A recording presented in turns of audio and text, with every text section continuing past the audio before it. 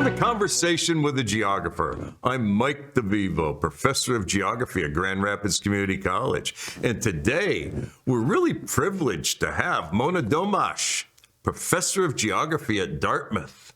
Mona, thanks so much for joining us today. Thanks, Mike.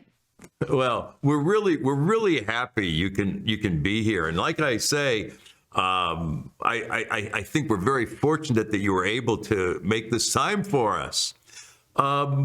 Before we go on further, I'd like you to perhaps reflect upon your life briefly and consider your childhood, perhaps growing up years, maybe offer some insight concerning what inspired you to pursue geography. If there's any episodes in your childhood that you can reflect upon that might have struck you as being catalysts for an academic career in geography or interest in geography. And then, of course, let's talk about your undergraduate studies and graduate studies. Would you care to share? Sure, yes. Well, I led what I think is probably an unusual childhood because I moved a lot. I went to about 5 different elementary schools and 2 junior high schools and 3 high schools. So that's not the best way to live a life, I think, but it probably made me a geographer, you think about it, because not that I knew that, but I was constantly from age 7 on having to make sense of places and figure them out, figure my way around, both in terms of the built environment, but also just what is this, who are these people and what is this new place and why is it different than where I just came from? Anyway, so I had very, you would say a very uneven education going to all these different public schools. But I didn't. I think that's what probably. I had no classes in geography, but I think that later on, when I found geography, I think that was. I thought, aha, I like this because I had probably grown up doing it in a way. So I found geography only because I ended up going to Clark University, and I ended up going to Clark University because they offered me a scholarship to pay almost the whole way. So this is a long time ago, back when students didn't apply to 20 places. And I didn't know what I was doing. And I didn't come from an academic family or anything like this. So I had I was clueless. But Clark offered me lots of money and, kind of recruited me. And I went to visit the campus and I liked it. And I went. And the rest, they say, is history, because as you might know, I stayed there then for all my degrees. But I didn't major in geography. I was going to major originally in math, was what I thought, because I had done well in math in school. And then I realized, well, being a good mathematician in high school is different than being a good mathematician in college. Suddenly it was like, oh. So I started, moving around, and I found some faculty members at Clark who were philosophers. I took a class. I really liked that. So I decided, aha, I'm going to major in philosophy. It's not so far stretched from math because it was doing logic and symbolic logic and kind of a deductive science. So I went on that route for a while. And it wasn't until near the end of my career that I took a geography class. And the only reason I took a geography class is, as you probably know, Mike, but the general public doesn't know, geography as a discipline is quite unknown in the United States, but at Clark, it's a big deal. So it's a small liberal arts college or university with a very prominent and large geography program. And so everyone would say, students would say, or faculty would say, oh, you're at Clark, you should at least take a geography class while you're here. This is like a thing. I had no idea what it was. So I took a class called Introduction to Cultural Geography with a man named Martin Bowden. Oh. Who's a British trained historical geography professor. And, that was, I loved this class. I loved it because everything about it was about express things that I had thought about in my life. Okay, what can I say? I was really good at it without trying hard. I was just, things about that just came naturally to me, making sense of places and thinking about the world that just made sense to me. And after being a philosophy major, I really wanted something that was different, that was about the real world and not abstractions. So I was very much tuned to this. So I kind of tried to squeeze in as much of geography as I could at the end of my undergraduate career. And I said I take this class with Martin Bowden, and then I became my senior year his work study assistant. if you remember those programs. And I did research and I was like very excited about it. And I found out from him, and I would never become an academic if he hadn't said this to me, which is if you go on to do a PhD in a field like geography, you don't have to pay, right? You get paid aside, but I had no idea. So I'm clueless about this. And so the idea kind of formed in my head that I could do this, maybe. And he expressed interest in that I would be good at this and I could do it. Anyway, I think about that a lot because I try to pay that forward all the time. And if I have students, I first always explain to them, if you're going to become an academic in this field, you don't have to spend money on it. You're not going to live royally, but you can get by and you can get an education for free and maybe get a pretty good career out of it. So that's how I pursued things. And that's how I ended up being a geographer, a very short version. Can you comment on what captivated you about Martin Bowden? Because Saul Cohen told me he was a lecturer extraordinaire. He was the best lecturer that I believe he had when he was chairing the program at Clark. And I later talked to Dave Kaplan, who took a course with Bowden, and he said the same thing, that Bowden was a stellar lecturer, just captivated undergraduates. Would you care to elaborate? Yeah, I actually tried just before Martin retired to get somebody. Now you're a person there, some technical staff to record his lecture, because there's no way to explain what it was unless you saw it, right? I mean, and it never really happened. It never happened. But I knew now what I knew then, and I could have thrown some money at it, and it probably would have happened. But nonetheless, because it's worthy of, it would have been worthy of capturing. Yeah, I mean, of course, he was an entertainer. I mean, to be a great lecturer sometimes is to be an entertainer, but he also let things seem like he was thinking about them just at that moment at the time, working things through with you at the time, right? So it wasn't like there was set knowledge that was roted out. He was thinking it through in the moment in the classroom about this idea. So it was very exciting for someone like me thinking about place, or I can't remember what, and the way he would try to talk it through with you in the classroom, as if he was, I'm sure I realize now, he had already thought about this, right? But it seemed as if he was thinking about it at the time. That was what's very exciting. So of course, he's very entertaining. I don't know if he was a singer. He grew up in Liverpool. So he had a very interesting history, accent, inflection of Britain in the 1960s and 70s. To me, that made him intriguing as well. I guess I should say. And I think that probably intrigued students hearing his funny accent. But we thought it was a British accent, but now I realize it was a Liverpudlian accent. So he was entertaining, and he let you think that you were in the moment with him, working through these ideas, and they weren't just set things that you read in a book. They were exciting, living things that you could be a part of. Well, that's wonderful, and I think we can all aspire to have that talent, have that gift in the classroom to captivate students like that. And so you engaged in research for your doctoral dissertation on New York City, and Bowden was your advisor, one of the few doctoral students he advised. Would you care to comment on some insight he shared and how he guided you in your research? Sure. So did you say one of the few doctoral students he supervised? He supervised quite a few. Did he really? I was quite near the end of what he did. Yeah, starting back with people who ended up being climatologists, Merlin Lawson at University of Nebraska. So it's a very long. So he was their major professor. So I'm corrected then. He was their major professor. Yeah. So I think maybe there were a couple more after me, and that was it. So yeah, there's quite a litany of people.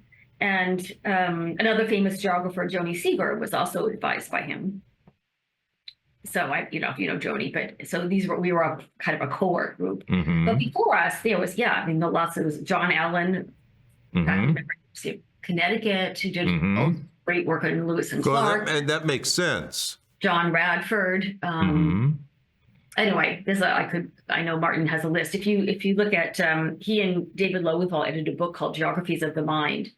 And I think in that there's a pretty good listing of a lot of Martin's students and careers. Anyway, so yes. So we wanted to think about, again, I got lost my track there. What was the advising like, or how did I end up doing that? Well, no, how did he relate to you as a doctoral advisor? Well, he's still alive, and he's very ill. He's a funny character. I mean, I got along with him just fine. Some people didn't. He was a very much, you go off and do this and then let me know. He was not a hands-on person, let's put it that way. Yes, I think that was the model at Clark University in general. There was Bob Cates there, a very similar kind of thing. They had this model where kind of a British model, you go off and write something and let me know.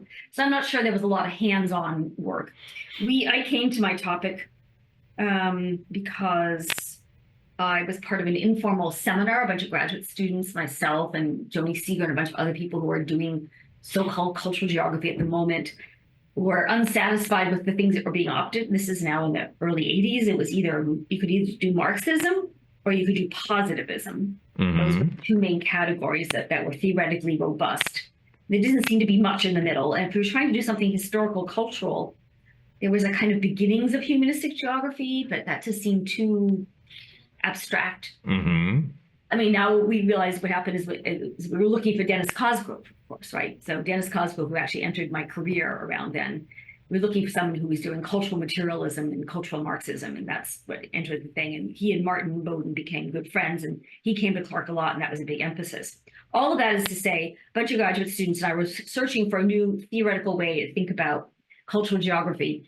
And we just sat around, I can't remember what it was. I think we were inspired by Martin Bowden taught a course called Cities and Culture. And most of us had taken that, and now we were grad students, we're hanging around. So every Monday morning from 9 to 12, we sat around, we drank coffee, we ate donuts, we smoked cigarettes. And we took a city at a certain time, and we presented what was going on in that city in terms of its cultural and physical built environment relationships. So somebody did Vienna. Famous book by Carl Shorsky came out called Fantasiacal Vienna, had just come out. So I'm going to do Fantasiacal Vienna, whatever. So, and I chose New York. I've always been intrigued by New York, never lived there. And I said, okay, I'm going to do New York in the early part of the 20th century, the whole Greenwich Village scene, all the artists and photographers and poets. And this is what I'm going to look at. What was that all about? And from that, I developed, that's how I ended up doing my dissertation on New York City. Very little to do with that actual original theme, but that was where it all started. So I would say I was advised technically, of course, by Martin, and he was always supportive of what I did, never critical of what I did. His own dissertation was on San Francisco. And so he was trained as an urban historical geographer himself, though he had gone and done other things. But in the middle of our graduate training, this guy named Dennis Cosgrove, you may have heard of, showed up. He came to give a talk. Then he came to give a job talk, was offered a job at Clark, turned it down. But in the middle of that, he was around and we read a lot of his work. And that was what kind of inspired at least me and a lot of us to move on. So I would say I had Martin Bowden and I had Dennis Cosgrove. That was a good team for me. It's wonderful. And so from Clark, where did you go? Well, Mike, the answer is, where didn't I go? You might have looked at my CV. Unfortunately, my little nomadic world of my childhood.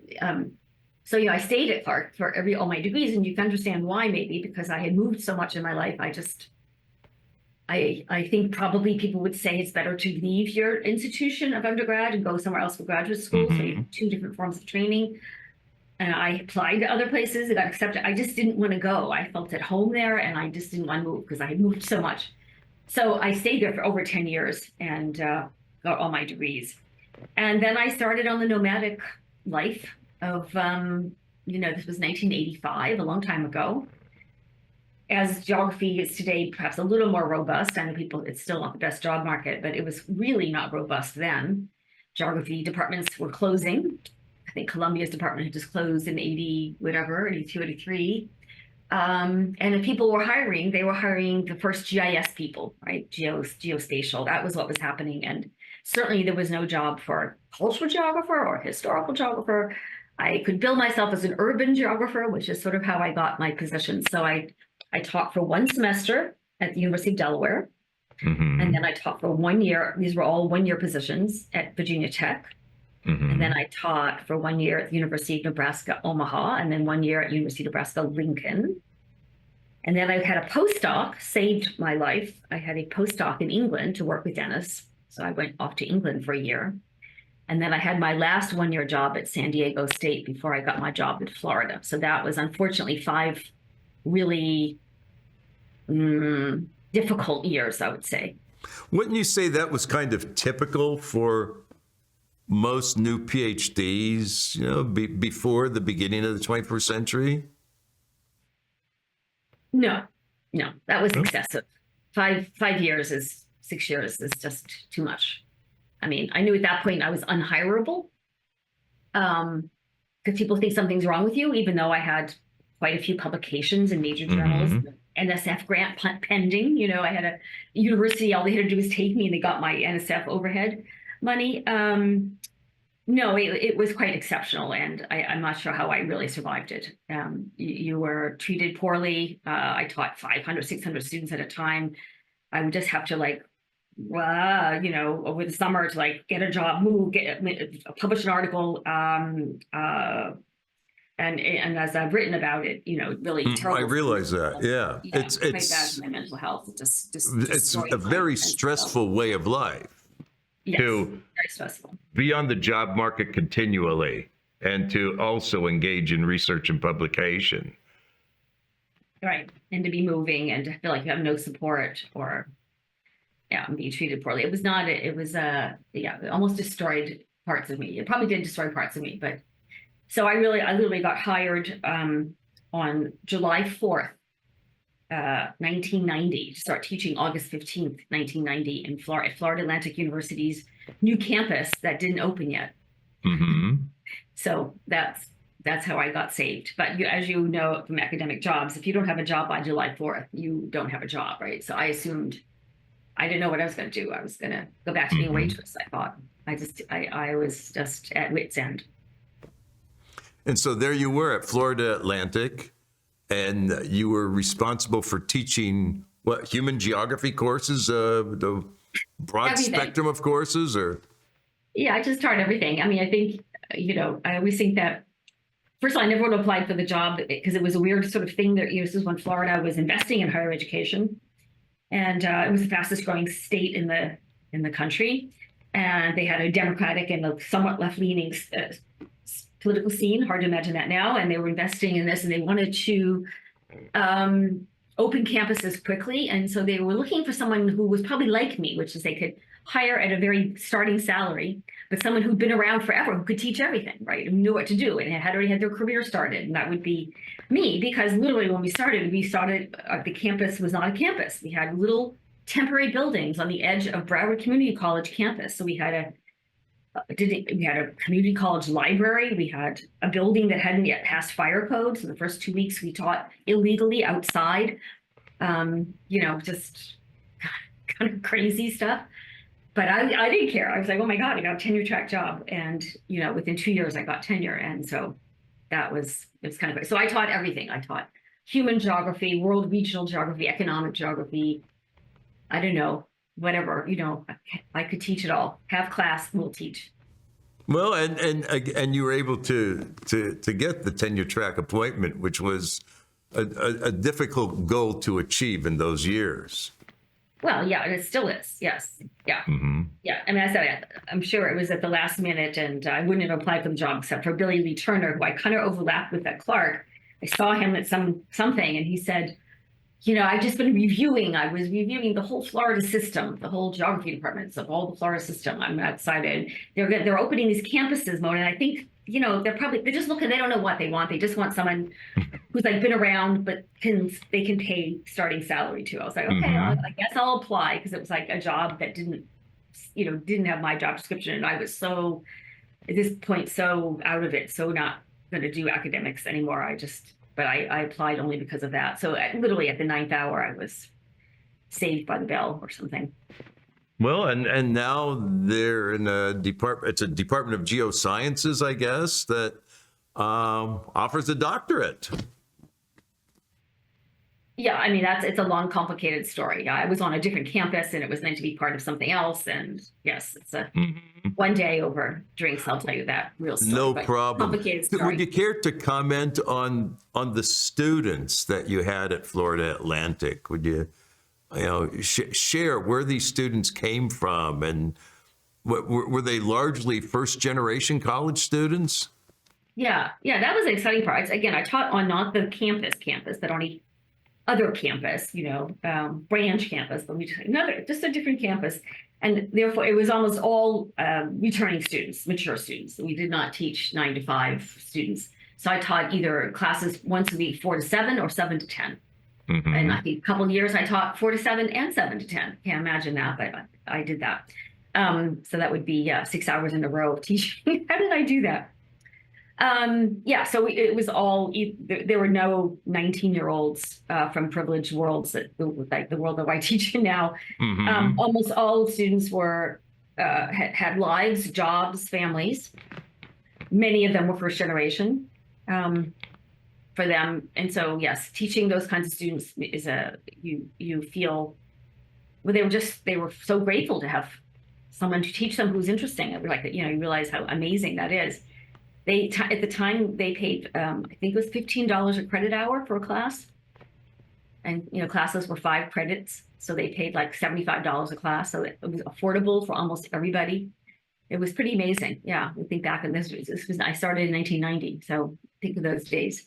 So yeah, either they were first generation or they were returning students. A lot of returning women students, a lot of students, women who had been mothers, wives, got divorced, trying to get a job, coming back to school, trying to do 17 different things at the same time. And many of them were just grateful you were there and you were in the room and you were sort of interesting.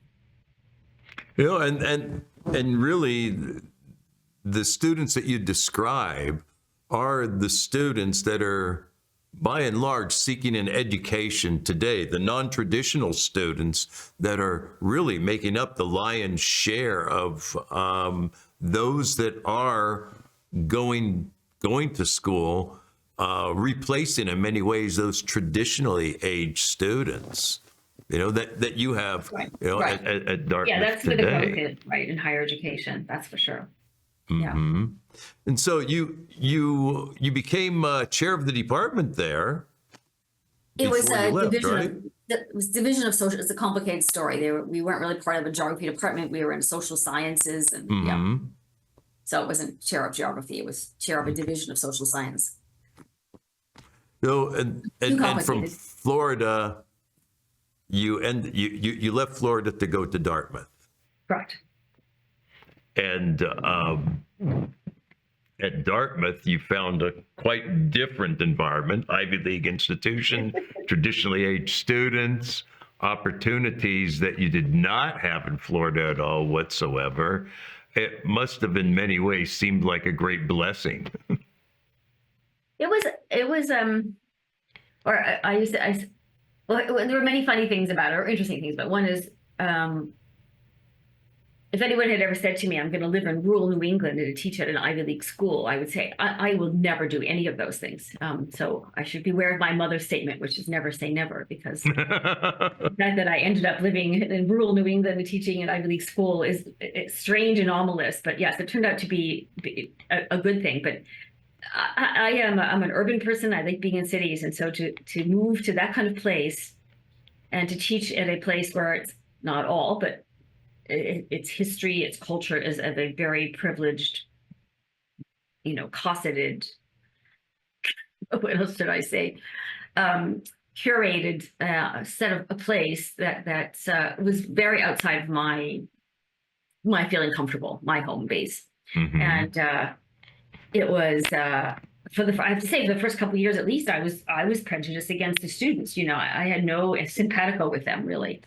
I just couldn't. They were so unlike me.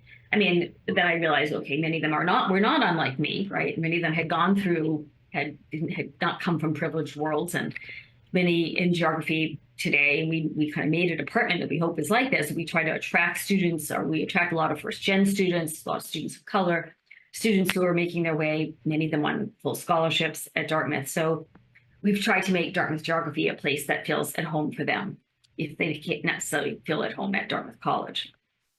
Mm-hmm. And you've also had the opportunity at Dartmouth to mentor junior faculty, those on postdocs and those that have held visiting appointments. You know, Caroline Faria mentioned several years ago she found you to be a very caring and responsible mentor that she holds in high regard. And Ben Gerlofs has said the same thing. Would you care to comment on how you perceive yourself as a mentor for junior faculty? Well, two things. One is that we don't have graduate students at Dartmouth, and so we, as a group of faculty, so a bunch of us, I mean, we're a fairly small department, but when I got there, I came as a full professor, and we kind of formed a group of senior faculty. We say that the kids had the keys, and not only the keys at Dartmouth, but we had money. What did we want to build? You know, what kind of place did we want to make it? And having been at some places where I was not treated very well, and not having had graduate students, I was determined this is one chance I had to help with my colleagues build something that would be a good place. And by a good place, I mean a place that looked out at smart young people and said, we want them here. We want to know what they're doing. We want to learn from them. So a place for whom I gave this our motto, which I believe is still our motto in the department, which is we want to hire people. We have a simple idea of what we want to hire. People who are smarter than we are and just as nice.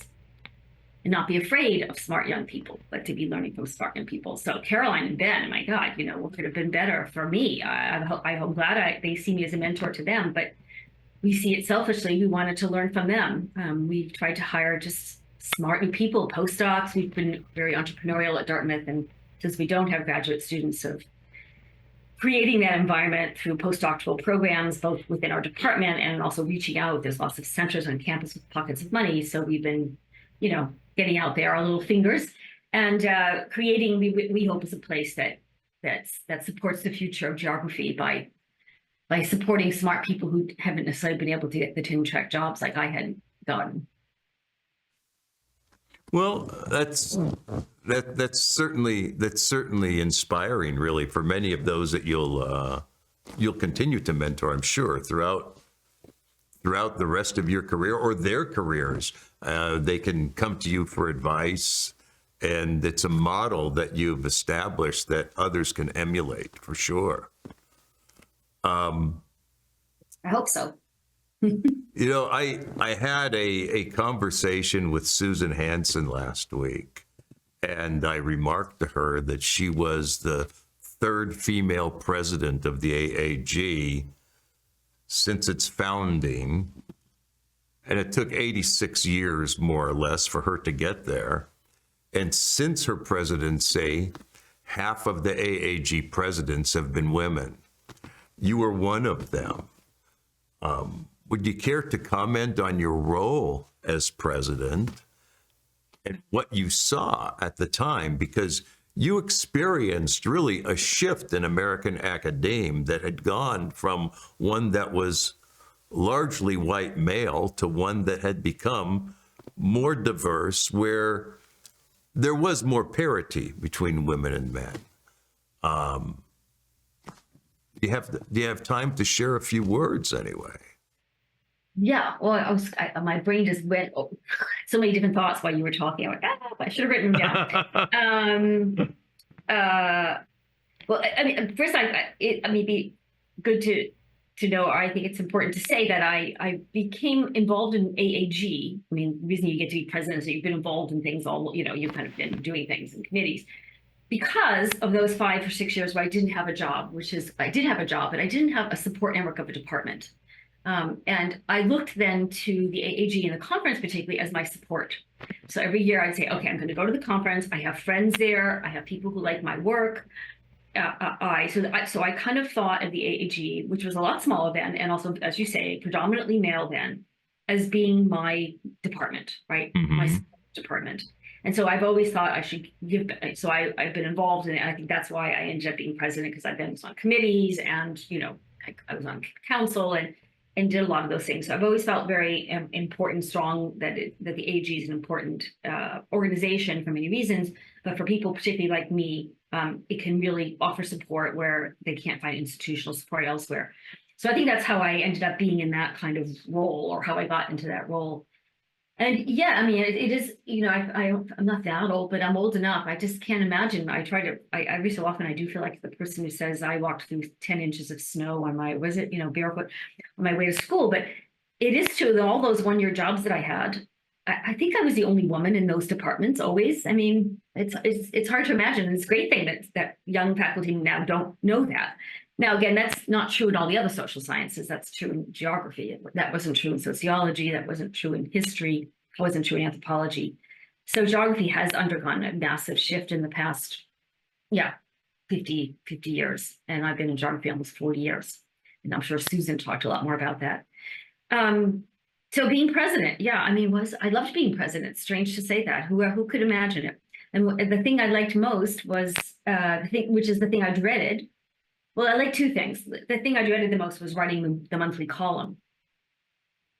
And I thought, well, I don't have anything to say. I mean, what do I have to say? If I have one thing to say as president, I'll be lucky. But I have to have 12 things to say.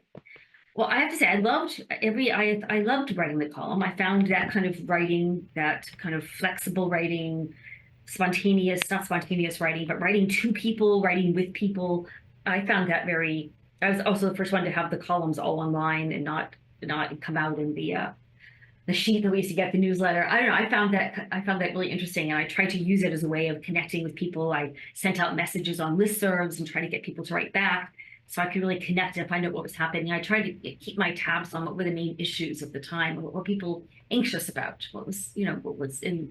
Sometimes you just talk about what you're anxious about. You realize other people are anxious about it too, and you don't feel so badly. I mean, I remember at the time rankings and Google Scholar ratings and all of this kind of stuff was a big issue. I thought, well, we should tackle that. So that was one thing I ended up liking. And secondly, I liked going around and traveling. I got to go to those conferences around the United States. And, my joke was, which is true, that because of those one-year jobs I had almost been a member of every region of the AG anyway. So I got to, retrace my steps, the Great Plains, the South. I was in all these different regions. West Lakes, I think West Lakes is the one I hadn't been in. So I enjoyed meeting new people and finding out what was going on in geography. And particularly at that time, I'd been at Dartmouth at that point 14 years. And, it's a pretty precious place. And I know that's really not what geography is. So it was good to get out and find out what was really going on. Let me interject something. You were at a joint East Lakes, West Lakes conference in Kalamazoo, and your presence was very radiant in many ways. I recall seeing you, and you had a smile on your face that was very comforting to many of the students that were there getting awards at the awards banquet and others. There was a sense of genuineness there that made people think, I think, that you were there to serve them, and you were a kind person anyway. I guess you had a kind smile. Maybe you were pulling the wool over our eyes, but I don't think so. Well, I said in any event, I'd also like to comment that your columns were actually very provocative, and I think you were the first one to really address, if not the first one, one of the first ones to address mental health in the academy and the need to address mental health. And I think the need really to be a more caring practitioners of our craft. Yeah, at least that was inspired by Linda Peake and Beverly Mullings and in Canada. They were very trying good to start, stuff. and I just thought yes, because this had been so important to my life, and so I was happy to do that. But I remember that meeting in Kalamazoo, and I loved Kalamazoo. And I think there was a brewery on every block. Is that right? I don't know about every block, but there are a couple of breweries. Yeah. Come on, as a Michigan person, I thought you would like weigh in on that one. Grand Rapids is known for is known for being beer city. Yes, I came back with a like a placemat, these paper placemats, and it had, at least just for the downtown area, was a walking tour of all these little breweries that were opened. So I like drinking beer. I like experimenting with craft brews. So I enjoyed meeting all those new people, and I particularly enjoyed Kalamazoo. Who knew what a fun town that was? Mm-hmm. I like to party, so I'm glad. I'm glad if my joy showed.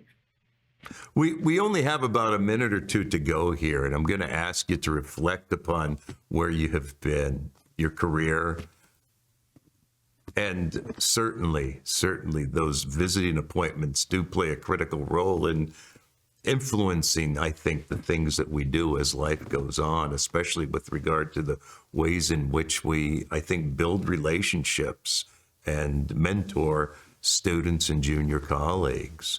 Do you have a few words of advice for prospective students in geography, as well as for colleagues in the field? Well, I don't know about advice. I'd say I still find geography a place where I feel at home, this comes from our working class world, so unlike some of the academic disciplines that find their prestige built into Harvard, Yale, Princeton, we don't really have that. And that's a nice thing about geography. And it's also a discipline that encompasses multiple forms of knowledge production. We're a field that has qualitative methods, quantitative methods, geospatial methods, and we tend not to prioritize one or the other. That to me is also makes me feel at home. It makes me feel very comfortable. So I said my advice is to keep that as a strong point of our discipline. Sometimes people see that as a weakness, that we have no strong middle. I say we're much better being a department or a discipline of multiples than of a department or a discipline that just has one set of canons or one set of methods. So I find that very exciting. And certainly if you're going to deal with any of the existential crises and real crises that are facing us today, why limit ourselves to one form of knowledge production? And geography is a discipline that encompasses several of those. So that seems to be very important to me. Well, we're certainly an eclectic discipline, that is for sure. And I would argue that we are characterized now by a paradigm that is associated with social justice. And I think that's a good change from the last century. Yeah, I'm glad you see it that way too. I do too. That's when I said I was a philosophy major and then wanted to become a geographer, I wanted to become a geographer not only because it was about the real world, but it was about making changes to the real world. And that's where my heart lay. Mona, thank you so much for joining us today. This conversation has been wonderful. Thank you. Thank you, Mike. It's been a pleasure. And this now concludes this episode of Conversation with a Geographer. Thank you.